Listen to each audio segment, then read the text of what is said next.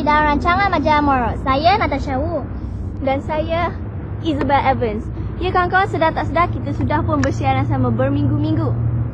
Itulah kawan-kawan, kita perlulah menghargai masa kerana masa berjalan dengan pantas dan usia kita akan bertambah dari hari ke hari.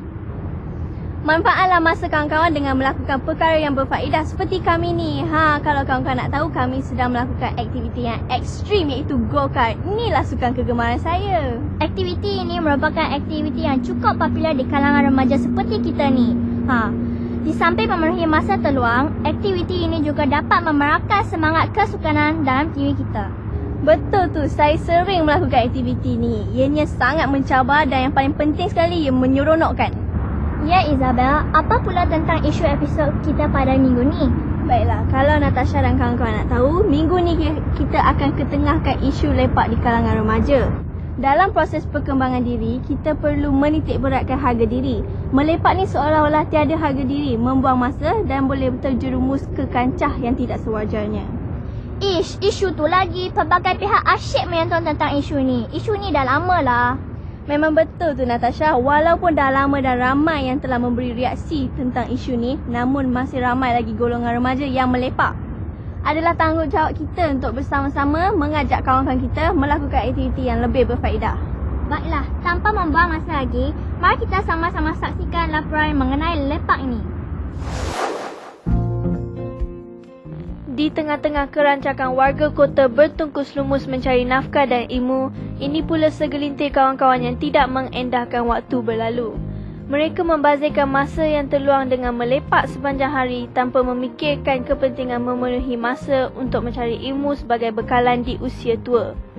Apa yang lebih malang lagi, tabiat malas ini juga mengakibatkan kawan-kawan terjerumus dalam kegiatan ponteng sekolah. Inikah cara yang semakin digemari oleh kawan-kawan kita yang hanya lepak dan tidak berbuat apa-apa? Adakah kegiatan ini sukar dibendung atau kawan-kawan kita yang malang ini masih leka dan tidak sedar akan kepentingan masa yang semakin hari menjamah usia? Leka dengan melepak sepanjang hari, mereka ini tidak sedar sehingga terbenam matahari. Di waktu malam juga mereka dengan agenda tersendiri melepak. Baiklah kawan-kawan, tadi kita telah melihat kegiatan melepak yang membuang masa di kalangan kawan-kawan kita. Sekarang, kita bersama dengan ahli psikologi daripada Universiti Kebangsaan Malaysia, Dr. Saida. Silakan.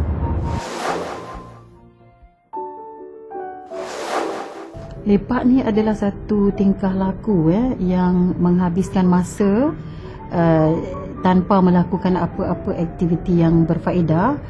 Puncanya saya ingat dia banyak berkaitan dengan keluarga ya. Pertama, keluarga biasanya dia tidak mengawasi tingkah laku anak-anak mereka ya. Misalnya dia tidak tahu di mana anak mereka berada dan dia tidak tahu apakah yang dilakukan oleh aktiviti yang dilakukan oleh anak mereka, dan mereka juga tidak tahu dengan siapa anak-anaknya berkawan. Selain daripada itu, mungkin ibu bapa baik tetapi remaja itu sendiri yang mungkin tidak ada minat, malas dan tak buat kerja sekolah. Bila tak buat kerja sekolah, maka takut nak datang sekolah. Banyak cara kita boleh lakukan untuk mengatasi masalah remaja lepak ni. Bagi saya pencegahan itu adalah lebih baik daripada mengubat Jadi kalau kita nak mencegah tingkah laku lepak di kalangan remaja ni, pertama dia mesti bermula di rumah Mak bapa perlu mengawasi segala aktiviti tingkah laku anak-anaknya. Ini membuatkan hubungan ibu bapa anak itu rapat. Bila hubungan ibu bapa anak rapat, jadi anak lebih mudah mendengar nasihat ibu dan dia rasa diri dia dihargai, dipentingkan atau dikasihi, maka dia dengan mudah boleh mengikut nasihat mak bapak ni untuk pergi ke sekolah dan tidak melepak di tempat-tempat seperti kompleks membeli belah dan lain-lain lagi Selain daripada ibu bapa, saya rasa guru di sekolah sepatutnya janganlah bersifat sebagai guru. Dia juga perlu bersifat mendidik, mengasuh kerana guru adalah ibu bapa, pengganti ibu bapa semasa anak-anak berada di sekolah. Jadi guru-guru jangan terlalu sibuk atau terlalu memikirkan untuk menghabiskan silabus.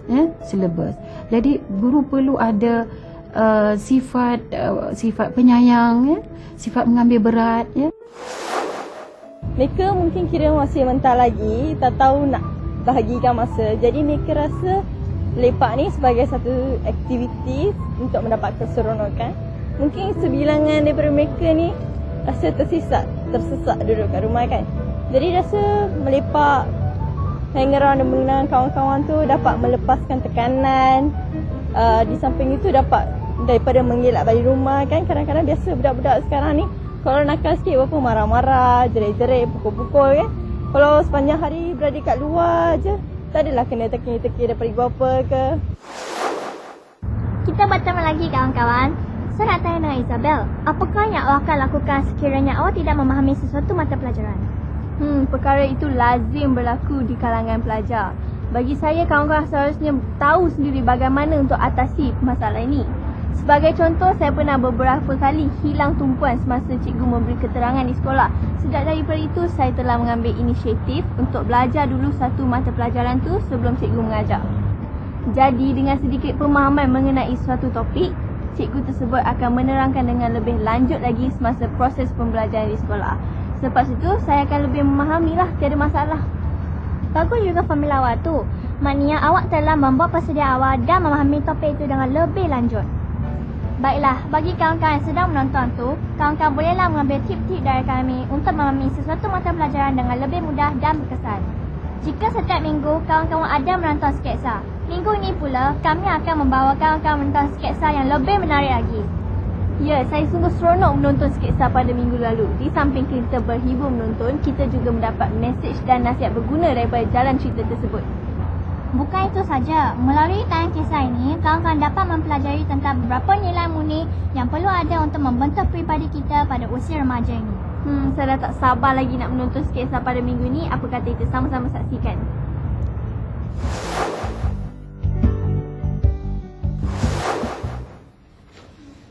Belajar rajin-rajin ya. Jangan nakal-nakal di sekolah. Dengar apa yang cikgu ajar tu. Yelah Bu, dia tak nakal. Lalu dengar cakap. Kalau adik tak tahulah. Mana ada? Abang ni memang lah. Tengok cakap dengan abang pun menengking Bu. Habis abang tu yang mengada-ngada kata orang macam-macam. Sudahlah tu. Adik-beradik mana boleh bergaduh. Patutnya sayang menyayang, tolong menolong. Ni pagi-pagi lagi dah nak bergaduh. Abang tu yang selalu buat adik. Tak adalah Bu. Dia yang selalu beli abang. Sudahlah tu. Cepat. Nanti terlambat pula ke sekolah.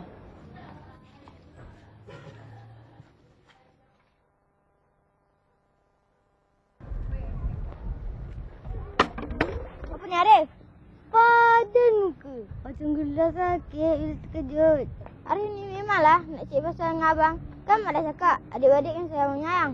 Ya ke? Tak dengar pun. Sudahlah. Ye, gelas sakit. Ye, gelas sakit.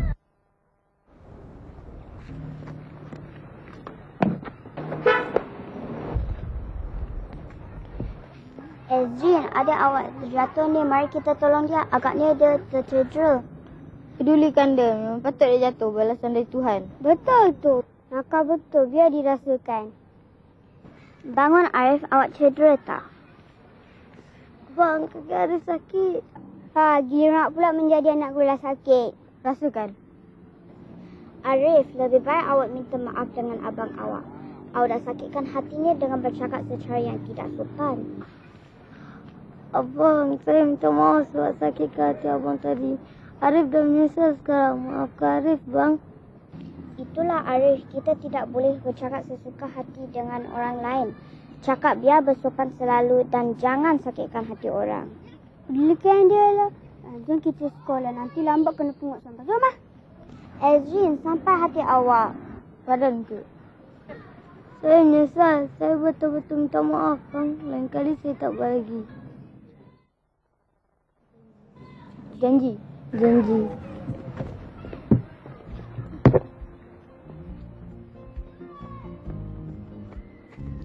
Selamat berjumpa kembali para pelajar. Apa khabar? Cikgu harap kamu sentiasa ceria bersama adik-beradik kamu yang tersayang. Kita perlu bersyukur kerana dikurniakan dengan anggota keluarga yang saling menyayangi. Bagaimanakah hubungan para pelajar dengan adik-beradik kamu semua? Apakah pandangan kamu tentang sikap adik-beradik Azrin dan Arif dalam cerita moral yang telah kita saksikan sebentar tadi? Adakah sikap mereka ini boleh dicontohi? Bagaimanakah kita harus melayan anggota keluarga kita? Ya para pelajar, cerita kita kali ini mengenengahkan satu nilai murni yang berkaitan dengan perkembangan diri, iaitu kasih sayang. Nilai kasih sayang bermaksud kepekaan dan perasaan cinta yang mendalam serta berkekalan yang lahir daripada hati yang ikhlas. Ini bermakna kita mesti mempunyai perasaan cinta, kasih dan sayang yang mendalam dan berkekalan terhadap diri sendiri dan juga orang lain. Dalam kisah yang kita saksikan sebentar tadi, kita dapat melihat bahawa Puan Rasnah, ibu kepada Azrin dan Arif, begitu menyayangi kedua-dua mereka. Namun begitu, Azrin dan Arif sering bertelagah dan cuba menimbulkan kemarahan satu sama lain. Arif terutamanya sangat nakal dan bertindak menyepak botol minuman sehingga terkena kaki abangnya. Bukan itu sahaja, dia juga memanggil abangnya dengan gelaran gorila. Arif juga kurang sopan dengan orang yang lebih tua. Ini jelas dikesan apabila dia menengking abangnya di hadapan ibu mereka. Dia juga mempersenda abangnya di hadapan kawan-kawan mereka. Oleh yang demikian, Azrin begitu marah dengan sikap Arif. Akibatnya, apabila Arif terjatuh, Azrin pula enggan membantunya. Azrin menunjukkan sikap tidak mahu memaafkan adiknya. Sepatutnya antara adik-beradik, sikap saling memaafkan amat penting. Nasib baiklah mereka mempunyai seorang rakan yang bersikap positif, iaitu Suklan. Dia telah berjaya memujuk dan menasihati Azrin supaya membantu adiknya yang terjatuh. Di sini, Suklan juga menunjukkan sikap kasih sayangnya terhadap rakan. Rakan yang baik dan menyayangi akan memberikan kita nasihat yang berguna dan bukan memburukkan keadaan. Saya menyesal. Saya betul-betul minta maaf. Kasih sayang yang ditunjukkan oleh abangnya telah menginsafkan Arif yang menyesali sikap buruknya itu. Akhirnya, kedua-dua adik-beradik itu berbaik semula. Jadi, para pelajar yang dikasihi, terbuktilah bahawa kasih sayang penting dalam kehidupan seharian kita. Kita juga perlu menyayangi alam sekitar dengan memelihara dan memelihara alam sekitar supaya kesejahteraan sejagat dapat dikecapi.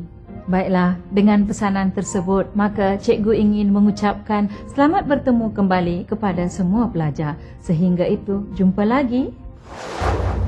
Kali ini kita dalam segmen bercerita. Melalui segmen ini, kita akan mendengar kisah tauladan dengan gaya tersendiri oleh rakan kita sebentar lagi.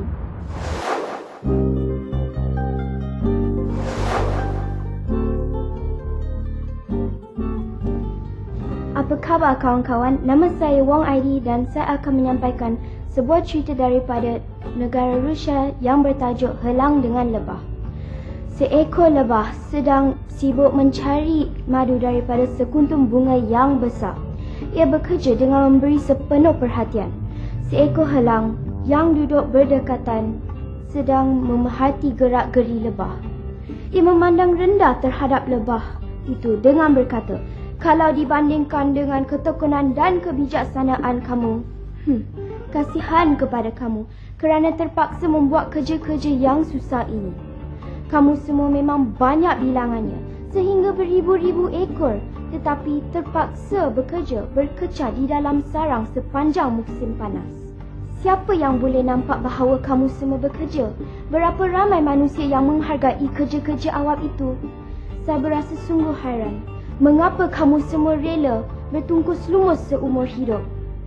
Apakah yang kamu harapkan sehingga akan rela kepenatan dan bersusah payah? Pada akhirnya, kamu semua akan mati begitu sahaja. Saya jauh berbeza daripada kamu semua." Helang menyambung kata, "Apabila saya menggunakan kekuatan dan mengepakkan sayap saya sehingga mengeluarkan bunyi yang berdengung, atau apabila saya berterbangan di udara dengan bebasnya, saya akan mengakibatkan ketakutan dan kebingungan di merata-rata. Burung-burung yang lain tidak akan berani berterbangan. Para gembala akan mengawal dengan ketatnya kambing-kambing mereka yang sedang makan rumput. Dan rusa-rusa yang selalu cergas tidak akan berani menonjolkan diri. Semoga semua kemuliaan dan nama baik diberi kepada awak. Akhirnya lebah bersuara. Semoga Tuhan terus memberkati awak. Bagi saya pula memang telah ditakdirkan untuk berusaha seumur hidup untuk orang lain. Saya tidak memohon supaya kerja-kerja saya dihargai orang.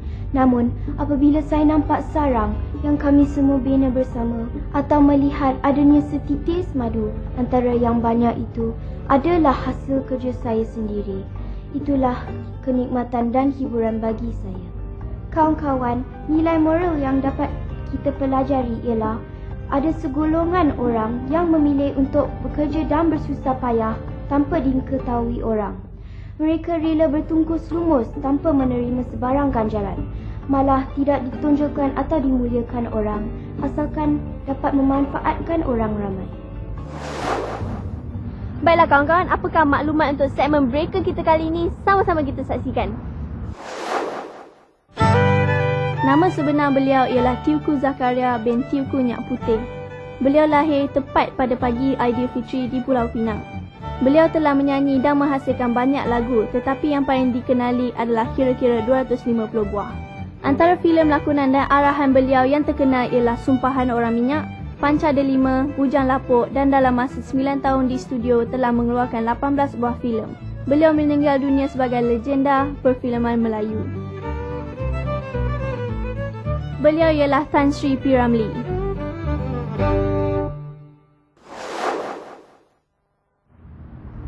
Kawan-kawan, kita masih berada di awal usia muda.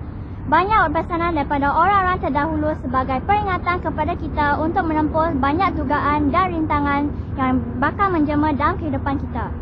Ada kalanya peringatan itu, kita mengambil kira ekoran daripada pelbagai unsur di sekeliling kita seperti pelbagai anasir jahat dan pengaruh daripada luar. Kawan-kawan, untuk memastikan kita berada di landasan yang betul, kita harus sentiasa bersikap terbuka mendengar nasihat supaya dapat memotivasikan diri sendiri. Sifat kerajinan juga amat penting. Sebagai renungan, kita bersama dengan Profesor Madya Dr. Fazil Cik Din untuk mengulas isu ini.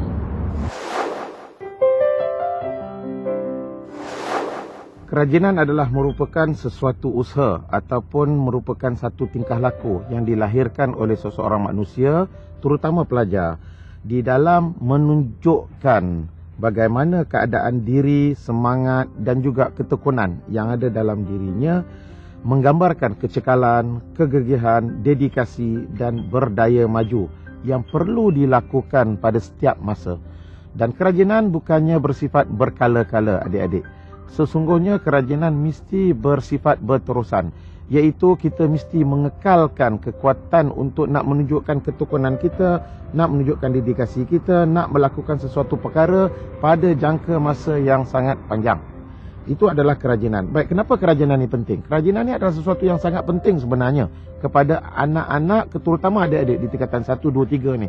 Kerana pada peringkat ini, adik-adik adalah merupakan remaja awal. Remaja awal mereka perlu, di dalam psikologi kita panggil alam kerajinan, iaitu alam industrius. Alam kerajinan ini memerlukan seseorang itu melakukan tugas-tugas yang perlu diulang dan ulang dan ulang untuk mengekalkan tingkah laku tersebut untuk dia menjadi seorang dewasa yang baik pada satu ketika nanti.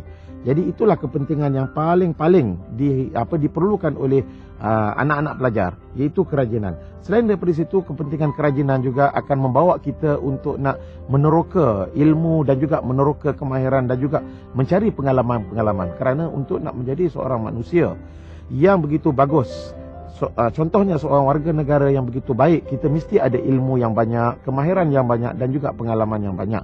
Dan ini perlu kita dapat melalui kerajinan. Itu kepentingannya kerajinan. Baik, kalau kita tengok kerajinan ini bagaimana untuk kita nak mendapatkannya. Baik, kerajinan ini sebenarnya adalah merupakan sesuatu usaha yang kita nak lakukan, adik-adik. Pertama kita kena faham apakah itu ciri-ciri kerajinan. Kemudian kita tahu bahawa dalam kerajinan ada kecakalan. Dalam kerajinan ada daya usaha. Dalam kerajinan ada dedikasi, dalam kerajinan ada gigih, dan dalam kerajinan ada tekun. Dan ini yang perlu kita perbanyakkan.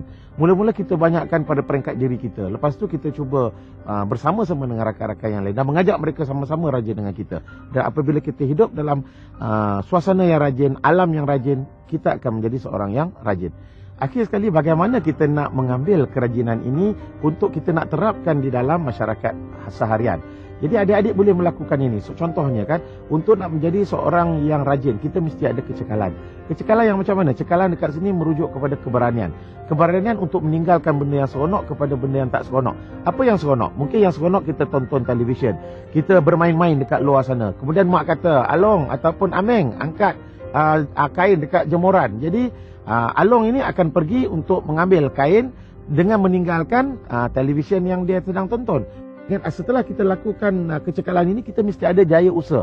Dan pelajar mesti meneruskan dengan dedikasi. Bermakna tingkah laku yang baik ni kita tidak boleh hanya sekali-sekala. Kita kena ulang dan ulang dan ulang. Dan saya yakin pelajar-pelajar akan menjadi seorang yang sangat rajin. Dan kerajinan itu akan menjadi pelajar-pelajar, seorang anak yang sangat bagus. Dan juga seterusnya remaja yang baik dan juga bermutu kepada negara.